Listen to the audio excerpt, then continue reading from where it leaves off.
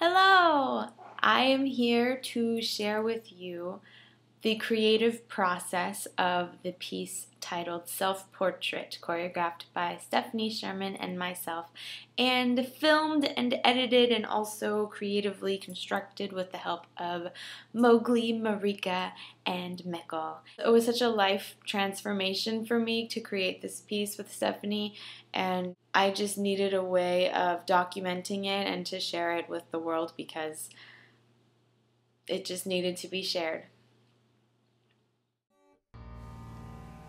Hi, I'm Stephanie Sherman, doctoral candidate at UC Berkeley in Performance Studies and choreographer. I was inspired to create something, to make a piece with Brianna Mercado in the summer of 2014 when I knew that she was coming back to have her thyroid removed and she was coming back to California. She'd always inspired me as a human being and a dancer, and I also had been thinking a lot about movement, not just in terms of giant sweeping leaps and virtuosic movement, but how powerful movement can be for people in many situations in which they have limited access to movement, be it limited access to physical movement or movement because of race, class, gender, whatever oppression does not allow a certain subject to move in life or in this world. And as a result, I've been writing about that, I've been thinking about that, I've been thinking about small movements within constraints. I thought it would be a beautiful opportunity to work with Brianna post-surgery. As a result, I didn't think that she was going to be able to move much. I thought she wasn't going to have a lot of movement of her head or her torso, and that maybe we'd just be working on fingers or hands. Of course, the process was completely different, and she did have full range of movement, but that was where we started from. What it took to create this piece was a lot of deep digging. I am someone who has easily mastered the skill of brushing dirt off my shoulder and being like, it's okay, I can do it, you know, like the doctors told me, you know, you have cancer again. I'm like, it's okay, I can do it again, you know, I did it once before. I think as a survival mechanism, I never really allowed my pain to be felt.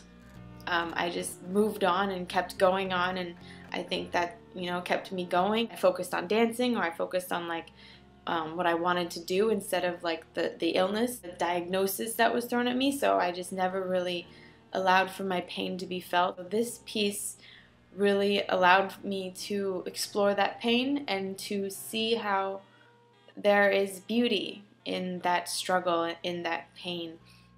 We were inspired by Frida Kahlo's Broken Column, and we were thinking about a self-portrait, you know, sort of like this moving painting that we see of a subject who's relatively rooted in space and can't move, but yet takes this whole journey. So we're really going for this minimal but very powerful, very moving self-portrait that didn't displace in space at all.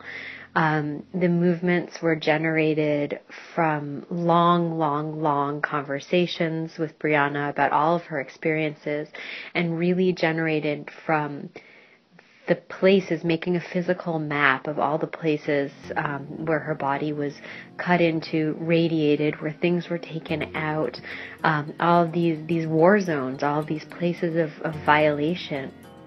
I definitely had to take myself to a whole different reality in order to execute this movement. In fact, in order to save my heart from going through the movements of what they were inspired by, which is where I've been cut, burned, sliced, radiated, I created new metaphors. So, for instance, a reach would be reaching towards a yellow bird. And when I start shaking, there's like ants crawling on my hands and crawling all over my body. Still keep the texture and intention of the movement, but take it to a different place that wasn't the hospital and kind of my reality of what I'm dealing with right now. There was one rehearsal in particular where I just like flat out cried. And we were just going through kind of the meaning of the motions and the gestures and what it all meant to me. And I was just wanting to be free. It was just about, you know, having all of these restrictions given to you and wanting to just be free from all of that. I think the moment that it really shifted was when she closed her eyes, allowed herself to audibly make sound and breathe and scream and cry. And it was so ugly and raw that it was the most beautiful thing I've ever seen. So on the day that we filmed it, I had a lot of bug bites. And it was funny because like I never get bug bites. In fact, my blood is probably so toxic due to all the chemotherapy that I've gotten that like bugs just don't ever bite me. But I like got changed into my little tube top thing, and then I looked at my stomach and I'm like, why is my stomach itchy? 2 huge bug bites actually, like on the right and left side, kind of like perfectly symmetrical to each other. And then I lifted up my arm and there was a couple more. I put some like cover-up foundation on it. It kind of just made it redder and kind of brownish. So then we were like, well, it kind of works because we're kind of like, you know, showing off my scars and my bruises, and they just kind of look like extra bruises. Kind of worked out for the piece, but funny little story for you there. I remember one time I did it outside. That was probably a very memorable moment for us. It was our last rehearsal before we recorded it in a big crazy studio, which by the way, there was like 6 different cameras on me, like down here, over there, up here, down there, bright lights. It was really freaky. When I was outside practicing it, there was like this guy walking by with his dog, and there was like some guys playing frisbee in the park, but it was so beautiful to just like sit there in the grass and just feel the breeze, and the sun was coming through the trees, and I was sitting in like a field of those like bumblebee flowers, those little white things, and just to feel the grass on my hands was just, it was so beautiful. So as a way to wrap this up, I'm going to leave you with a quote by Frida Kahlo that goes like this. Pies para que los quiero si tengo alas para volar, which translates to, feet, what do I need you for if I have wings to fly?